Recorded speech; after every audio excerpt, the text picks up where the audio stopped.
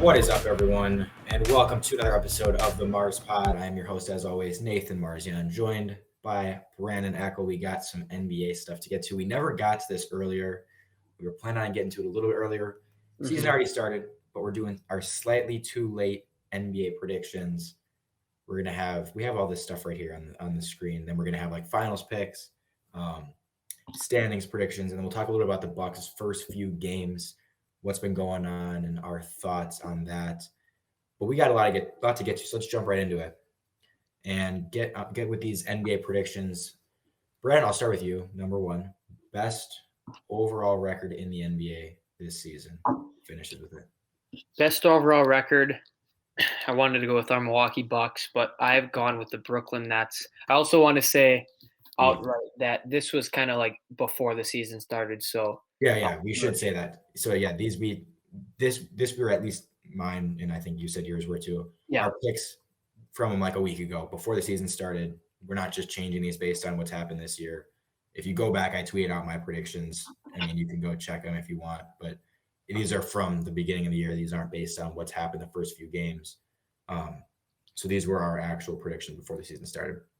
So you're going with Nets best overall record. Is that just you think KD and Harden are good enough to just win a bunch of games? I mean, they have some depth too now.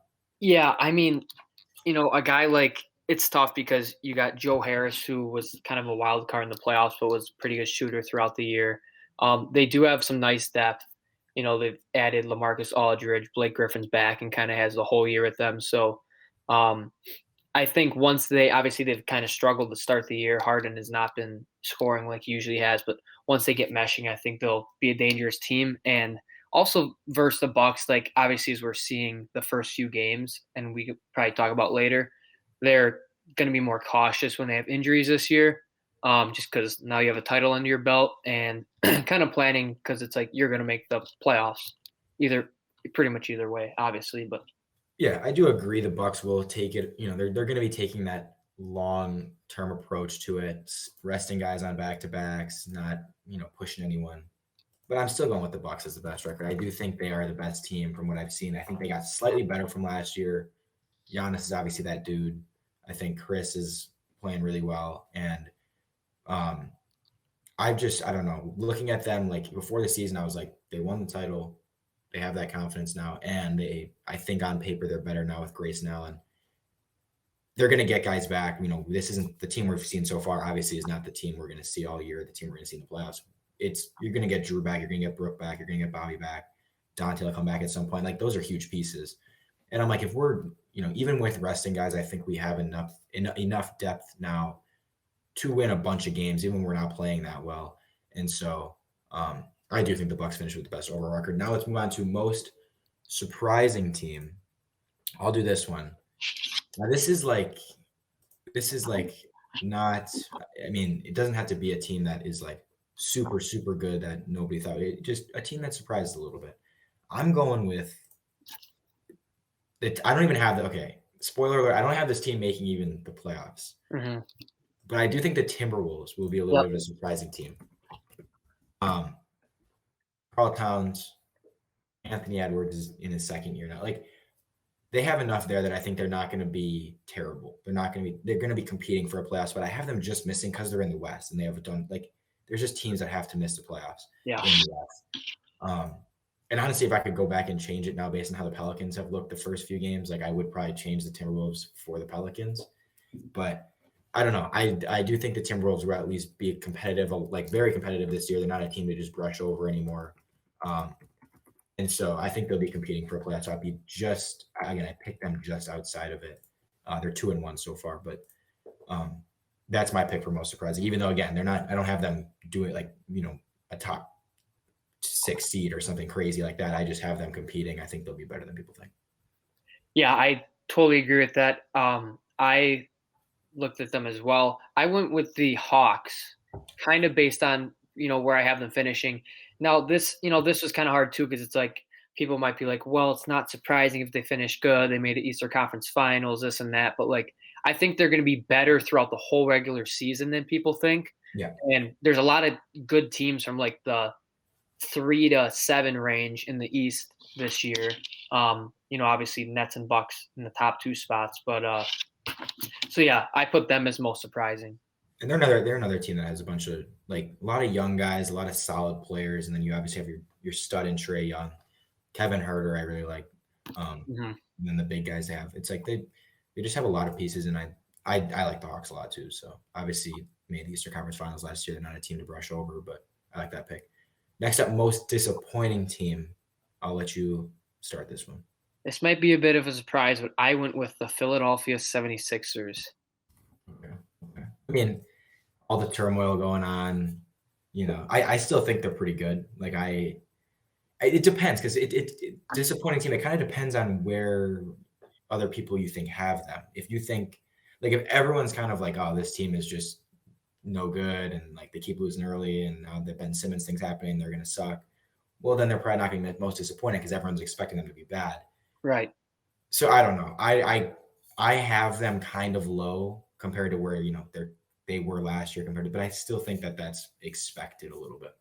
See, and that's where it's hard because like I also have them low as we'll go over with the standings, but Yeah. I guess just based on like expectations over the years what they've been building, I think it's going to be a disappointing year for them. But Mine is the Dallas Mavericks, and I think people look at Luka and say, okay, he's going to be an MVP candidate, and kind of they just like for whatever reason, I feel like the Mavs kind of get penciled in as like this top 5 seed, like automatically just because they have Luka. The team around him is not good. Jason Kidd is now the coach, which I absolutely hate, and I mean I feel really bad. I'm not even the biggest Luka fan, but I feel so bad for him because they don't put a team around him, and now he has a terrible coach, in my opinion, around him. And it's like I'm like, as a team playing in the West, like it's hard to win games when it's going to be Luka and not much else for most of the year. There's guys that step up sometimes. Tim Hardaway, Porzingis has his moments, but it's like I don't see them as a legit team. I see them more as like a fringe playoff team. Like they'll probably make the playoffs. Luka will get them there, but I just don't see them as a real contender in any way until they can really put something around Luka or would have, if they could have given him a better coach. But all right, so now let's move on to some of the individual awards. Some of them are the like official ones, most improved 6-man, rookie of the year, defense player, the MVP. And then we included some other ones. So to start off, scoring champ prediction, I am going with Steph Curry. I think we talked about it a little bit beforehand. He's got he's getting enough shots, takes so many threes. He's on a team it's not a super team that's taking away a bunch of shots from every night he's going to get his shots up. So I think he's got easily the ability to average. I mean, he did it last year. I think he averaged 30. I think he can do that again. I think he's going to be an MVP candidate, top 3 player in the world. So I think this is something that like Giannis could win this, but I don't think he's going to play quite enough. I think Steph will play more games than him. I think Steph will play more minutes than him. And again, you're just never going to have those games from Steph where he doesn't really get his shots. So I do think Steph's going to be the scoring champ. I like that pick a lot. I actually have switched mine from what I mentioned before. Oh, really? Okay. Because I didn't have this going into the season, so this was kind of just what I was, kind of thinking off the top of my head. Foreclosure. I was leaning Bradley Beal. I'm going to go Kevin Durant. Okay. No, I mean, Kevin Durant's Kevin Durant. Everyone knows. I'm also partially basing this off the fact that I have the Nets with the best overall record, Bucks close behind, but I'm going to go with him for the scoring champ. He's just unbelievable. Yeah, you can never argue with that. Or probably the best individual, like the best offensive player, offensive scorer of all time, I would say, in my opinion. And so far this season, he's averaging 31. So it's like you can never go wrong picking Kevin Durant in any offensive category. But next up, the assist leader. Who you got for the assist leader? I've got Chris Paul as my assist leader. Guys around him, chemistry, whatever, veteran, always gets a lot of assists. Honorable mention to Trae Young, but I went CP3. Yeah, I'm going Trae Young. I think his usage is just, I mean, I don't know. He always averages a ton of assists. Chris Paul's right up there too. I think Trae Young was second last year. He averaged like 9 something. he was right behind, not right behind, but he was second only to Russell Westbrook. And we know Russ is not going to have quite the same assist numbers this year, probably as before when he had the ball in his hands all the time. Mm-hmm. But I'm going to go with Trae Young because, I mean, he's already averaging, I think, 10 something this year. So that he just has the ball in his hands all the time. Like every possession, he's got the ball. He's either shooting a three or he's making all the passes. So I think he's a pretty safe pick to be at least number 2 or 3 in this. And I think he'll win it. But next up, 3-point percentage leader. I'm going with a Curry, but not Steph Curry. I'm going with Seth Curry. Okay. And I mean, Steph is like the better shooter, but I think Seth puts up better percentages simply because he's not shooting quite as much. So the percentages is able to stay the same and he doesn't have quite as much attention on him as Steph does. Like Steph shoots 44, 45%. Seth can shoot like 48, but Steph's doing it on, with ridiculous attention on him. Yeah. Steph's doing it on more attempts. Like the fact that Steph shoots 44, 45% every year is like absurd. Just think about like how much attention he's getting and how difficult his threes are. But anyways, I do think Seth, I mean, he's off to an amazing start this season. I think he was 13 of 17 or something going into the night. Now tonight he was like 0 for 4, but 13 of 17 to start the year, like just as a pure shooter, just one of the best in the game. So I'm going with him. I like that pick a lot. I went with the brother, Steph. As we said, with the high volume shots, it's definitely hard, but I think once Clay's back, that opens the offense up a little bit. They have some weapons more. Draymond's always a good passer, going to find him. What was I going to say? Just, having Clay out there is going to take a little bit less off him. Obviously, he's still going to be fouled like crazy, but he does his thing. I picked him last year, so I'm going to go with him again. Yeah, and I don't think there's a question. Like there won't be a question at the end of the year who's the best shooter, but there will be guys who put up better percentages. That's just how I look at it. Mm-hmm. So, all right, best sophomore this year. Who are you going with for that?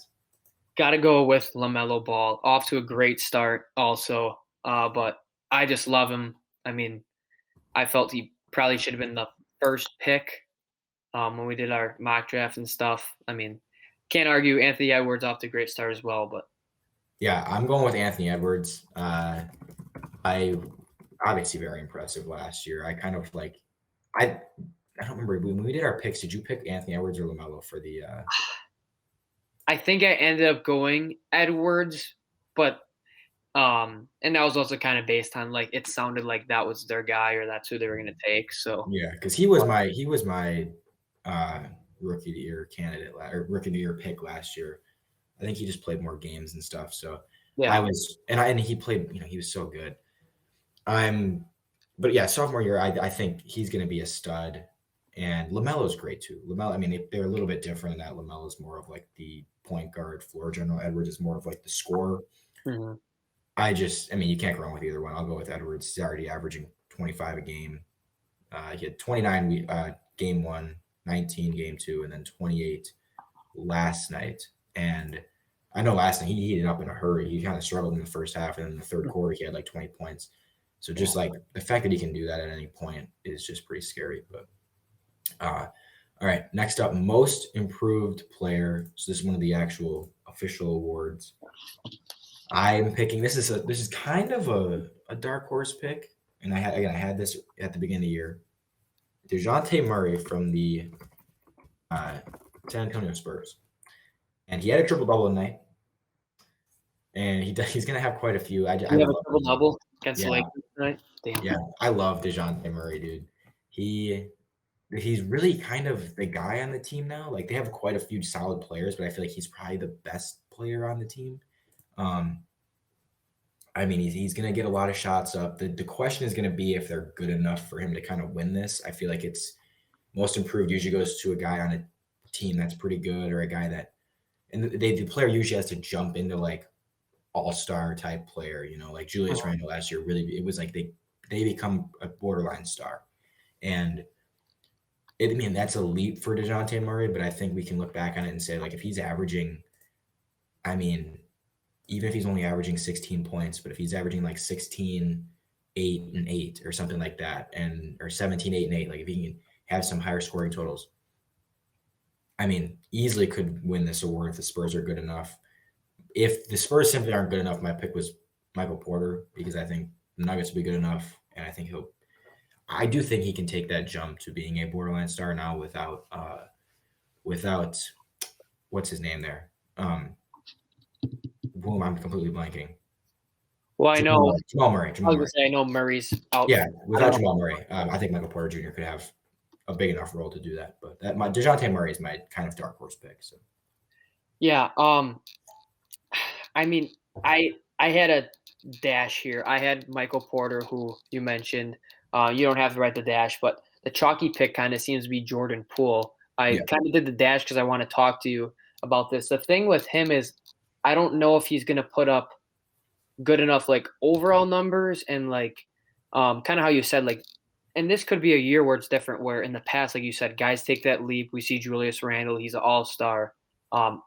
We might not see that with the most improved this year. It seems like from some of the top guys, especially because like Michael Porter's a good player, but there's probably 12, 15 guys, whatever it is in the West that are going to make the All-Star team over him or have a case. So, but yeah, so I had Porter down.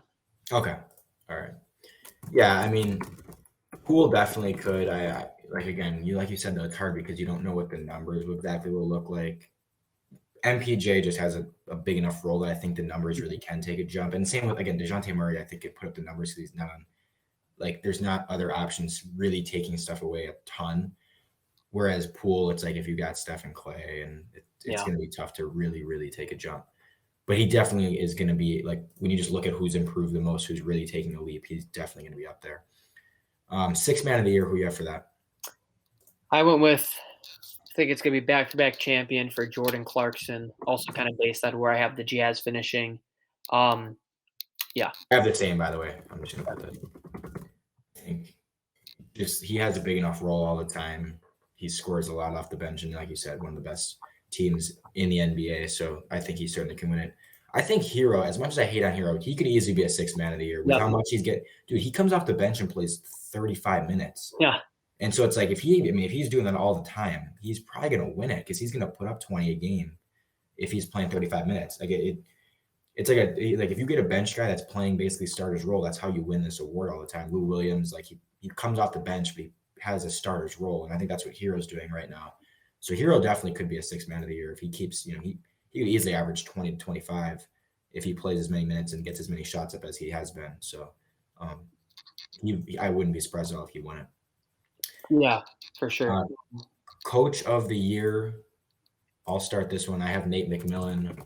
We already talked about the Hawks a bit and why we like them, and they were really good ever since he took over last year. So I think they'll be good throughout this year. I think he'll win it. And yeah, I really like Nate McMillan. So that's my pick for coach of the year. Nobody it was tough because I couldn't really find anyone that completely stood out as because again, I didn't have a surprise team. Like my surprise team was the T-Wolves, but it wasn't a team that was like going to be top 5 in their conference that nobody expected. But I think the Hawks finishing pretty high will make a good case for McMillan. Yeah. I had him as my honorable mention. I just kind of wrote that just for talking pieces. But coach of the year for me, I went with Steve Nash. Nash doesn't do crap. See, and this is the thing. Like they have so much talent that I feel like he shouldn't. In a way, like I don't know. It's hard because there's teams in the past that's like they've clicked when they've like it seems like a good coach really helped them. And I guess you could argue like if they do really well, he was able to bring them together despite the Kyrie stuff. And so there could be a narrative for it. And especially with the East is going to be really tough this year. Like once we go over the standings, I mean, it was tough seeing some of these teams how low they are. But if they can have the best record in the league, based off what I thought, over the Bucks, stuff like that. So yeah. All right, Brandon, rookie of the year, who you got? I'm not a huge fan of him, but I went with Jalen Green, who's probably the chalky pick. He's going to get so many shots, kind of running the offense through him and I guess a little bit of Kevin Porter. I haven't really watched a Rockets game yet, but he's going to be playing crazy minutes. They're going to let him chuck shots left and right. So yeah, he definitely is probably a top, 2 to two pick for this. I'm going with Cade. I don't really. He hasn't played yet, and he's gonna have to come back and play enough games and stuff. But Yeah. I do think that Cade will be the same way, where he's gonna get a ton of shots, and I just trust how good he is, and so it'll come down. I mean, it's gonna be very close at the end. I think if as long as Cade plays enough games and stuff. But I will give it to Cade, number one pick, the best prospect in my opinion in the class. But like you said, Jalen Green had 30 the other day. Like he's gonna get a crap ton of shots. So either one would not surprise me. Defensive player of the year. I'm going with, I know a lot of people want me to pick Giannis. I'm not going with Giannis. I'm going with Bam Adebayo. I think it's kind of his turn to win this. He's been slowly progressing as a defender, becoming that, elite defender, and I think he'll win it this year. Now that they have Lowry and stuff, I think he's been, they already asked him, I think, in an interview, like, what's been the key to unlocking him just as an overall player? And he's like, oh, Kyle's helped a lot. There's enough defensive guys around him that can help him as well, that he's not the only good defender on the team or anything. So he's in a good situation. He's got the defensive talent. So I think it's kind of his turn to win it. If he's in that top three, I think he'll get enough votes to win it just because he hasn't yet. So I'm taking Bam Adebayo. I also took Bam. Really the same thing as you. It seems like he's probably going to be the anchor of what should be one of the best defenses in the league. When you got Butler out there, PJ Tucker, Kyle Lowry. Yeah, Kyle Lowry. I mean, all those role guys that, well, not even, I mean, starters really, but just all the guys that collectively are going to build a tough defense to go against every night. So, all right, now the big one, your MVP. 3-time MVP, Giannis Antetokounmpo. I went with it.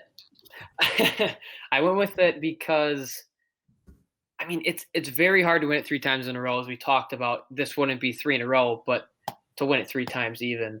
I mean, his jumper was just unbelievable. Like he's making strides, and it's like if he can even get like he's hitting threes consistently ish, free throw gets better. Like there's not much more he can do, but if he does, and we're a top 3 team in the NBA, wouldn't be surprised. So yeah, I'm also going with Giannis, and I picked the Bucks to be the number 1 team. I mean, I had them as the best record. It's going to, we've talked about it. It's going to come down to, does he play enough minutes, play enough games to win it? And there's going to be a little bit of fatigue. But I think now that he won the finals, people are going to be more willing to like, okay, we'll give him another one because he's just that good. Whereas you kind of knew last year, like two straight times getting bounced in the playoffs. You're not like, and people were just kind of like, okay, this dude's good in the regular season, but I don't really know how great he really is. We're not going to give him another MVP. Like that just wasn't going to happen. Yeah. And I'm not saying he deserved it last year. Like Jokic was the MVP. I think Giannis was probably a top 4 or 5 guy, top 3 to 5 guy. But you knew they weren't going to give it to him. Now I really think with, and this goes for all the Bucks. I think all the Bucks could get more recognition. Chris and Drew could get more like all-star votes, all-NBA votes. Drew defensive player of the year, like stuff like that could happen now that people have really seen and respect the Bucks from what they've done. And I think we're in kind of a prime position for Giannis. Like if he was going to win his 3rd MVP, you knew it was going to have to probably come after a title run because people are going to finally be like, you know what, respect, this guy's amazing. And if he puts up just monster numbers all year and the Bucks are number 1, I think he wins it. Now, if he doesn't play enough games, my pick is Steph because we've mentioned he's just going to be super good all year and he's should play enough games. The Warriors should be pretty good. So that's my caveat to that is if he doesn't play enough games, Steph. But Giannis, I think, will be the best player this year. Now, quickly, Western Conference champ, Eastern Conference champ, and then Finals champ. I'll just go through all 3 of mine. So my Western Conference team coming out is the Warriors, and then I have the Bucks coming out of the East, and I have the Bucks over the Warriors to repeat for the title. And everyone's asking me like, oh, this is just bias that you think the Bucks can repeat. No, I really, really do think the Bucks. The Nets, obviously, we've seen they don't have Kyrie. Even without Kyrie, they'll make it difficult on the Bucks. But I think we saw last year we have what it takes to beat them. There's just a little bit of dysfunction on that team that could blow up a bit. The Lakers haven't looked great so far. I don't think the Lakers are going to be the powerhouse that they are on paper. And Westbrook has not really helped that team a ton. so far. It doesn't look like it's going to completely be, a game changer. I don't think LeBron is the best player in the world anymore or top 3 player anymore. So the Lakers to me are not like the Nets worry me more than the Lakers. I think the Nets, Yeah. even without Kyrie, the Nets are super good. I think the Lakers are more just like big names. I think they'll be they'll be up there with LeBron. Always any LeBron team is going to make a run, but I don't think they're going to be. I don't think the Lakers get to the finals.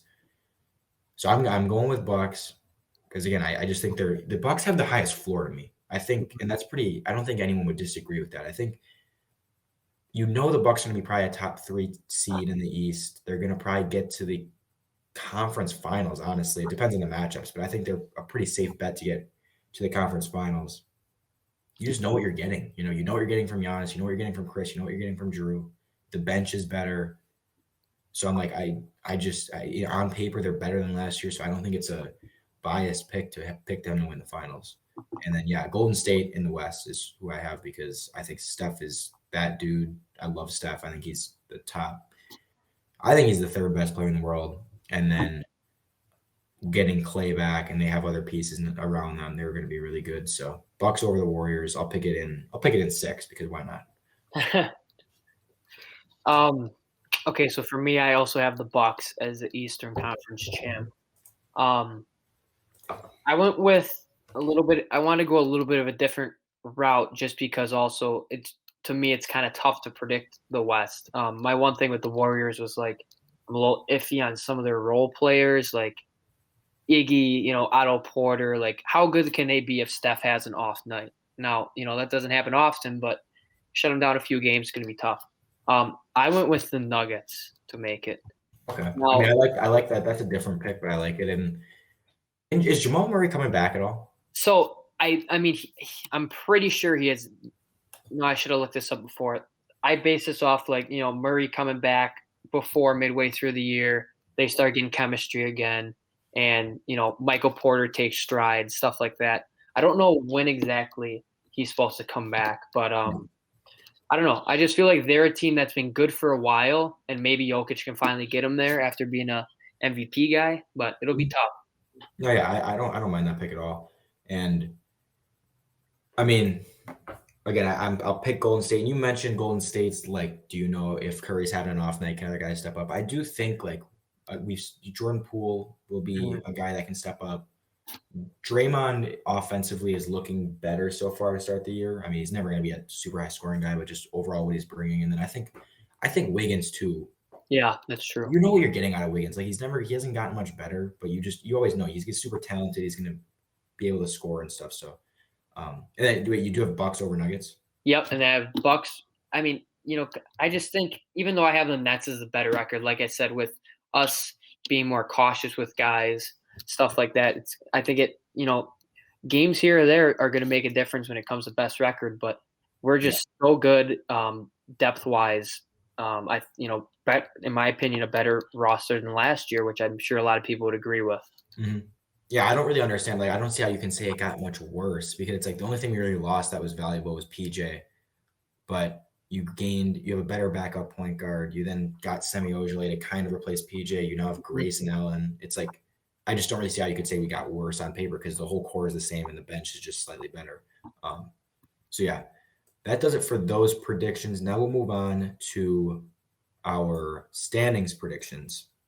Starting in the West, I'll go with mine. We'll just go number 1 in the West. I'll let you start this. Who do you have number 1 in the West? I went with the Utah Jazz. That's who I have as well. Okay. I'm sure you'll kind of have the same reasoning, but they just, they're a good regular season team who's played well. To me, I don't know exactly what it is, but I really like Donovan Mitchell, but I don't think they have what it takes to be a finals team. They're another high floor team for like the playoffs and getting a couple rounds in, but I still think I think Mitchell's great. I don't think he's a superstar, and I've never felt that way about him. I think he's really, really good. He's an all-star, but just not that level of you're going to win a title with Donovan Mitchell, personally. But I also do have the Jazz number 1. And then number 2, I have the Suns, who I still really like. liked them all of last year, and I had them. I picked them before the playoffs to get to the finals. I had them playing the Nets, or I said whoever would win that Bucks Nets series against the Suns, and so I just have been really impressed with them. I love a lot of players in that team. You got CP3, the vet, Booker, Ayton, Cam Johnson, all those guys, Jay Crowder, everyone who we saw in that finals series. So I think they're going to be right up there again, and I have that number 2. Wouldn't be surprised if they're number 1. Yeah, totally agree. Good chemistry. I have the Nuggets at number 2. Yeah.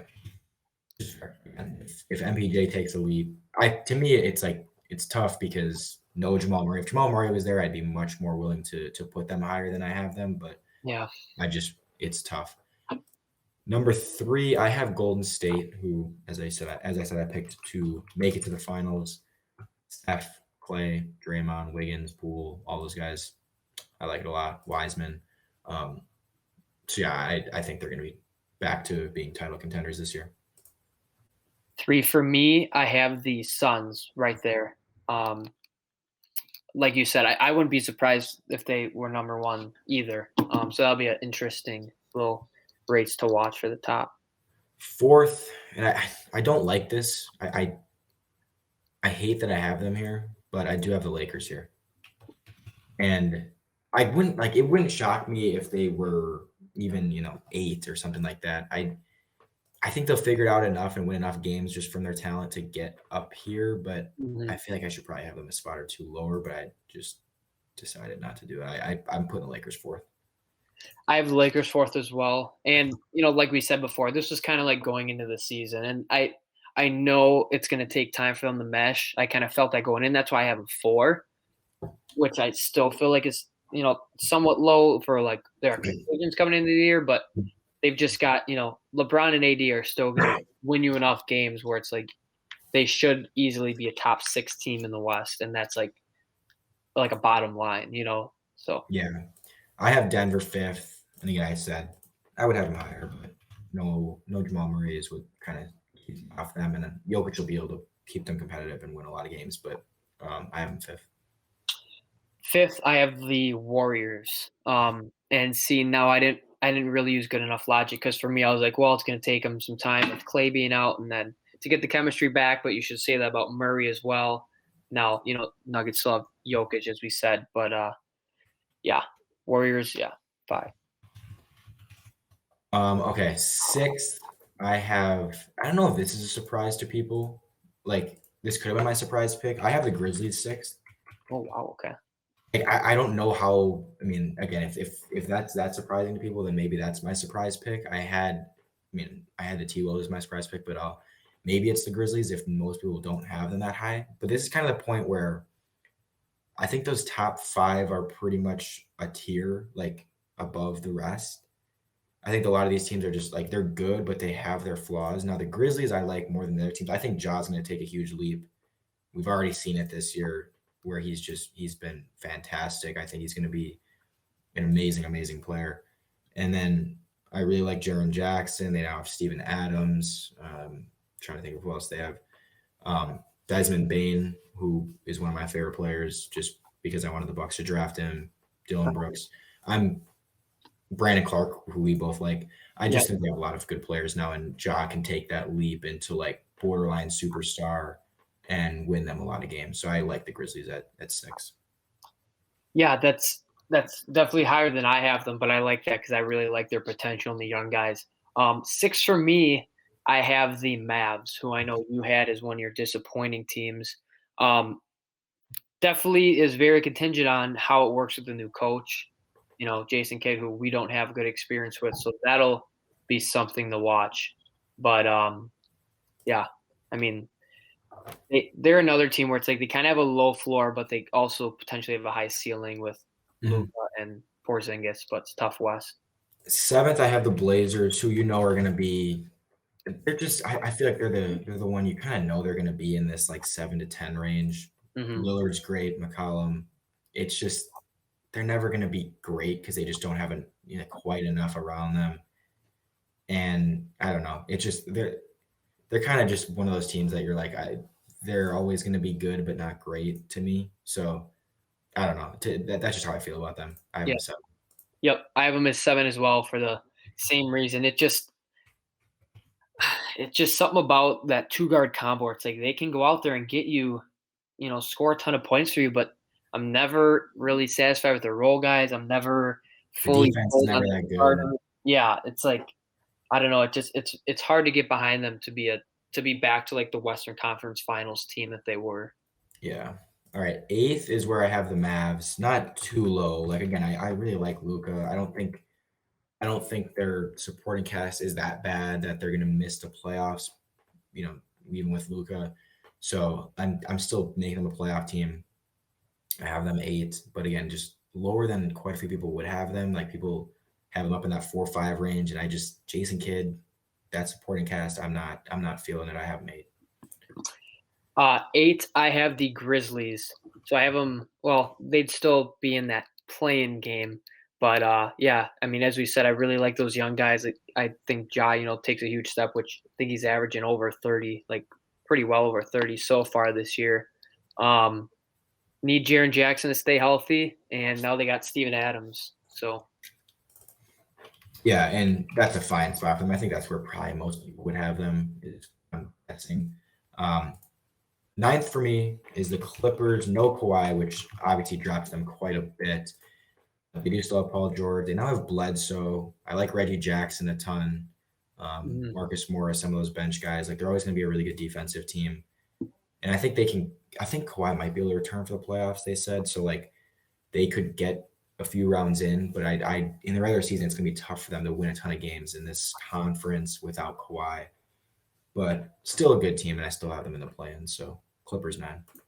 Yeah, I have Clippers 9 as well. And yeah, I think last time I looked up, I because I thought he had surgery in like July, and they said 8 to 9 months. Now, sometimes that could be a lot more, it could be less, but that would at least be till like March, April range. So that's damn near end of the year. Um, and as we've seen the start of the year, I don't know if they have enough like other firepower around Paul George to be able to win games. Yeah, so my 10th is so my final playoff team, 10th final playoff team is the Pelicans. But as I said, I kind of if this was going like after the first few games, I might have moved like the Timberwolves in here. But I still wouldn't be shocked. I mean, the Pelicans, Brandon Ingram, Zion, they have Devontae Graham, Valanciunas. Yeah. So they're not at all bad. Like I just like they have that talent of with those first two guys, especially Ingram and Zion, both like borderline all stars. I don't know. They never seem to really because Zion doesn't play consistently enough. They never seem to really hit their potential. But I'll still keep them at 10. I think that's fair. I think they could definitely be a playoff team. I have them at 10 as well. Yeah, and I mean, I'll just say because I have the T Wolves at 11, which I'm kind of in the same boat. Where I was like contingent, debating Pelicans. No, losing Lonzo I think kind of hurts, but they have Alexander Walker, who's a pretty nice young player. I don't know how much Kira Lewis has been playing, but He doesn't play a ton. okay. I mean, it seems like they have guys that could. It's hard to really fill the role, especially with Lonzo's defense, and Zion being out. But they still have enough guys where it's like they should be able to be a top 10 team. But even that, like 9 to 12 range, there's a lot of teams that are going to be disappointing because they haven't really proven anything over the years. And then I'm just gonna kind of quickly go through these last ones because these are non-playoff teams. So Timberwolves 11 for me is that's who I have 11 in my team that I mentioned as my surprising team. I think they'll be very competitive, compete for a playoff spot. 12th, I have the Kings, who I like a lot. A lot of young guys I like on that team. Um, Halliburton, especially, one of my favorite young players is Tyrese Mhm. Halliburton. Now they have Davion Mitchell. So I love watching the Kings, but I don't think they'll be particularly great. The Spurs is 13 for me. Again, another team I really like who young players. They have a ton of young guys. DeJounte Murray, uh, Derek White, Devin Vassell, Mhm. uh, who else? They have Keldon Johnson. Just a bunch of guys on that team that I like. But again, nothing that's going to win you a ton of games. 14th for me is the Rockets. We mentioned Jalen Green's going to get a ton of offensive workload, and same with Kevin Porter, but not going to win you a ton of games. And then 15th, the Thunder, who some young players I like as well. Shea, and Lou Dort, but not gonna be great. So those are my last five: 11th the Timberwolves, 12th the Kings, 13th the Spurs, 14th the Rockets, and 15th the Thunder. All right, 11 for me. I have the T Wolves as well. I actually have same 12 and 13 then. Kings, Spurs, pretty much same reasons. Um, yeah, and then 14, I have the Thunder. So I have them just above the Rockets. I don't know. I just think Gilgeous-Alexander maybe gets some more wins, but they're going to be bottom three anyway. So Yeah, and I mean, if he was on a better team, I think he definitely could win. Or if that team was just better, I think he could win Most Improved. But I just think that'll keep him from winning it. mhm. And this, like in this bottom five, I mean, I really like the Kings, Spurs, and Thunder. Like just as a fan, like I don't know why they're all like three of my favorite teams. Just so many young guys in those teams that I like, but not gonna be great yet. All right, it's time to move on to the East, and I will let you start with your East number one. Who probably, I mean, you already kind of mentioned it, but Yeah, Brooklyn Nets number one. I have the Bucks, who were my pick for the number one overall best record. We kind of talked about this already, but yeah, the Nets have that little bit of dysfunction. I think the Bucks are the safest team in terms of what you're getting from them, so I'm picking them number one. I have the Nets two, so you have the Bucks two. Yes. We just have those flipped. Number three, I have the Miami Heat. Now they have Lowry, Hero's playing well off the bench. They have some pretty good depth. They're going to be a really good defensive team. I don't know how much I love them as an overall title contender, but I do think they're going to win enough games to be a good regular season team. And I think they'll make things difficult on a team, the Bucks or the Nets in the playoffs. But the thing that always concerns me about the Heat and some of the other teams is that you kind of need someone who can almost match the other team's best player. If you're playing the Bucks, you got to have someone who can kind of match Giannis if you're going to beat them. If you're playing the Nets, you have someone who's going to kind of match KD. And the Heat just don't have that for me. I mean, Jimmy was really good in the bubble. I don't know if he can repeat that. He can have good games, but he can't. To me, he's not going to put together a whole playoff run where he's like a superstar top five player, which I think you need if you're going to win a title. And so that's what worries me about the Heat. I think they're a really good team. They have a lot of good players, really deep, good defense, win your regular season games. And again, they'll make things tough on a team like the Bucks. They'll make things tough on a team like the Heat or the Nets. But I don't think they can beat them because they don't have that dude who's going to win you like games and match their team's best player. Yeah. Okay, so for me, I have at 3 the Heat. And then I have the Hawks at 3, and the Heat at 4 because I figure I'll go back and forth. But yeah, I was just saying about what you were saying about the Heat, and it's like I don't know, Jimmy Butler's like, he just too almost like inconsistent, not a good shooter, stuff like that. Really like the Hawks chemistry. Obviously a very nice year for them last year. So yeah, my fourth is the Celtics. And again, this is one where could easily be a little bit worse. Could put some of these other teams I have behind them ahead of them. But I really like Jaylen Brown. I think he's going to take another leap and become a borderline star, and then Jason Tatum, of course. So I think those two are enough to win them a bunch of games in the East and get them into, they're going to be in one of these 4, 5, 6 probably for sure. I think with those two. So I have them fourth, but these are all going to be pretty close. And then who's your fifth then? If you have Hawks 3, Heat 4. My fifth is the Chicago Bulls. Okay. Now they're looking good so far. Yeah, they're looking really good, and they're meshing a lot better than I thought. That was my only worry having them at 5 was how long it'd take them to kind of start playing good together. But they have a lot of unselfish guys.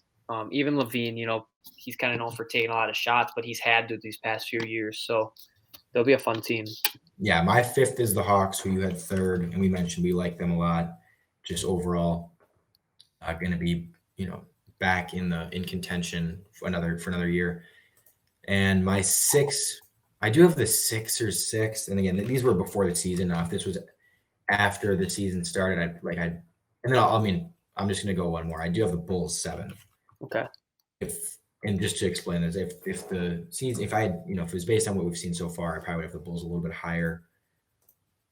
But I don't know. I mean, these all are going to be pretty close. I still do like the Sixers. I'm not, despite everything that's going on, they have Embiid, they have Tobias Harris, they have Seth Curry, Matisse Thybulle on defense. Like they have, and uh, what's his name? The second year player. 1 second. Oh, Maxey, Tyrese Maxey. Tyrese Maxey. They have him. He's a really good scorer. Like there's enough pieces there that they're going to be good. And so I still have them 6. I wouldn't be shocked if they finish above the Bulls, but I'd probably pick the Bulls now that they're off to the 4-0 start ahead of them now, but I'll stick with 6 or 6. 6 for me, I have Boston.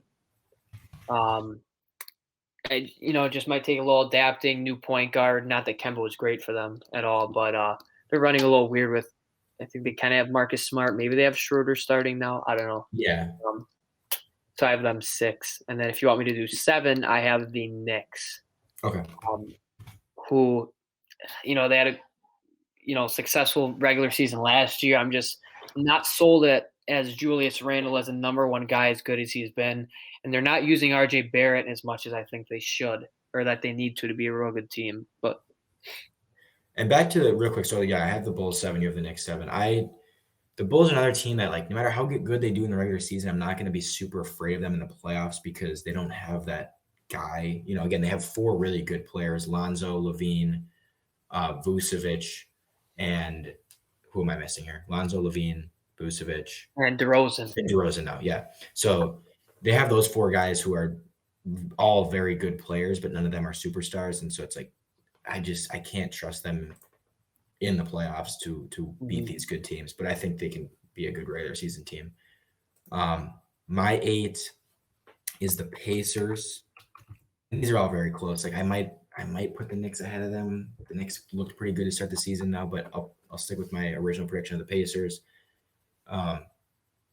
Always have some talent on that team. Brogdon, you've got Miles Turner, Domantas Sabonis, of course. Like I think that's enough to get them to the playoffs. And I don't know. It's a jumble of like decent teams in this Eastern Conference. So it's tough to really separate them, but I'll pick the Pacers 8th. 8th for me, I have the 76ers. Now, like you said, like if Embiid, comes out and is just a stud, he can make a potential case for MVP. If that's the case, and if they finish maybe top 5 in the East. But for me, it's just like he doesn't always bring it night in and night out. He's a slow center, so I'm a little shaky on them. So an 8 seems low, and it is low, but that's why I had him as my disappointing team. So, and yeah, I think that's fair. I mean, that's always been the concern with him is his availability and just how much he can play a night and all that. But again, like I said, I think he was so good last year, an MVP candidate most of the year, and then what they have around him, I think, is good enough to win them a lot of games and still get them, even with not knowing what's going on with Simmons and all that. I think they could definitely be even 3rd or 4th. I mean, it's tough to pick between these teams. Like I now that the season started and stuff, like I don't know. I probably moved the Celtics a bit down where I have them. I have them 4th, but I don't know. We'll just stick with it. 9th is where I have the Knicks. And this isn't that I don't like the Knicks or anything. It's just, Julius Randle, not completely sold on him as a superstar or anything. I think he's a very good player. I do like what I've seen, like Evan Fournier. Now they have Kemba, RJ Barrett, like another really good team. Plenty of talented guys in that team, not having a superstar, as we mentioned, so many of these Eastern teams do. The Pacers are the same way. The Bulls are the same way. The Hawks are kind of that same way, but they have Trae Young. And then, the Celtics, it's like just a bunch of teams, but they have talented rosters. It's just you don't really know exactly what you're getting. So, I have Knicks 9. 9, I have probably the most fun team to watch, the Charlotte Hornets. Really like LaMelo. He's built a great connection with Bridges. They're off to a great start. I think they're 3-1, maybe something like that. A little bit more opened up with no Graham at the guard, and then you got Gordon Hayward, Plumlee.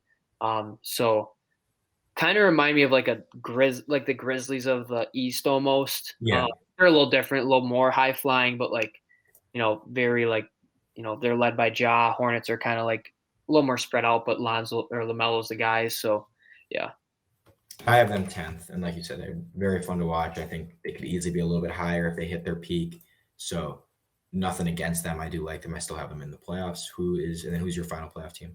I got the Pacers there, who I also could have put as disappointing team. Like you said, I really like Sabonis. It's a very weird dynamic there, and who knows what's going to be like under.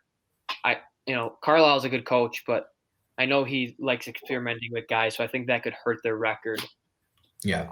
And then again, I'll kind of go quickly through these last five because these are the non-playoff. I have the Raptors 11, no Lowry now.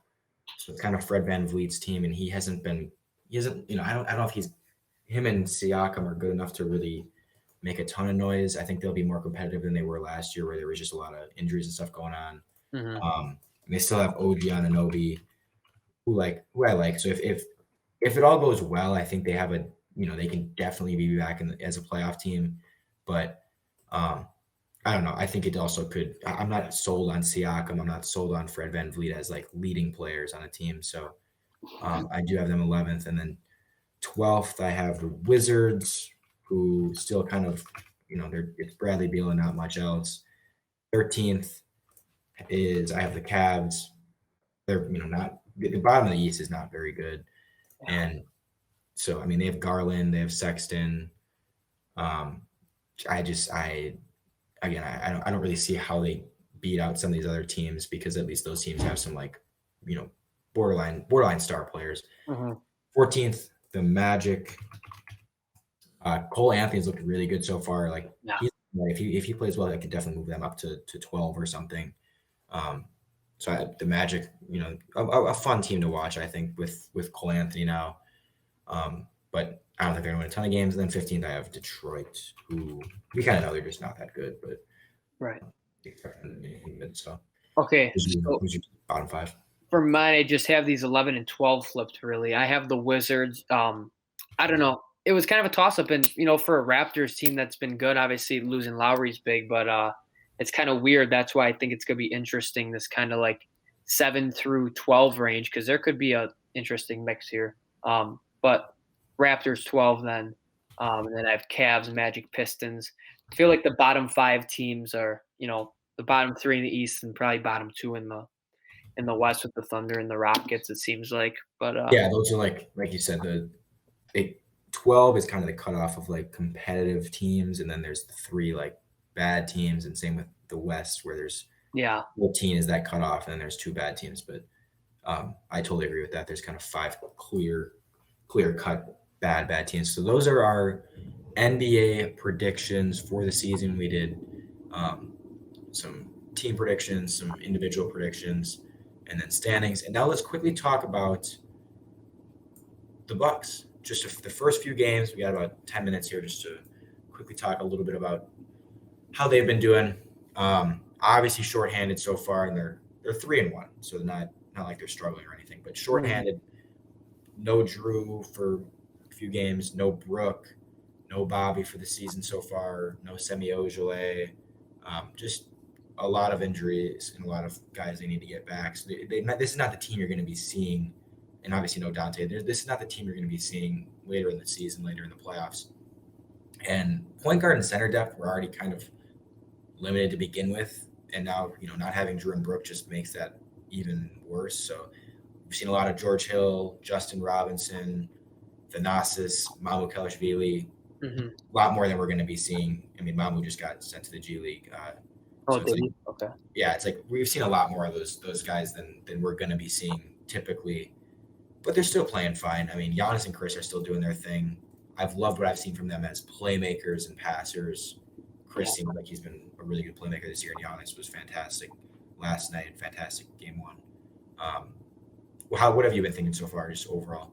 Yeah, I mean, coming out against the Heat, obviously it was big having those, because I think that was the second game of the year, right? And then that was the first game with Drew and Brooke out. Just looked really flat. Heat, kind of, they're out to prove, in the second game of the season. But I mean, they looked really nice against the Pacers. I really liked how they were moving the ball.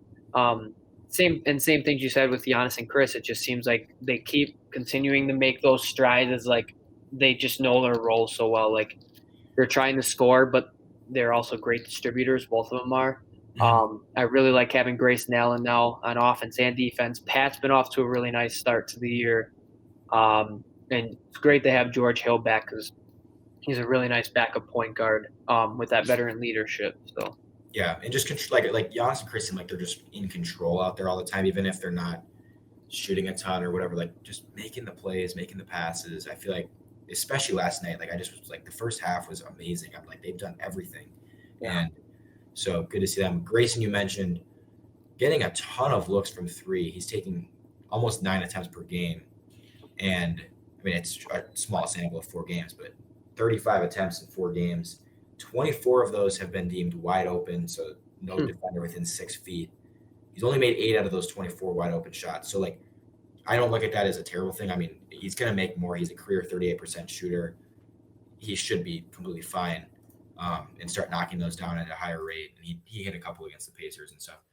But it's good to see he's getting a ton of open looks. The gravity from Giannis and Chris is really it's helping him the most out of anyone, I think.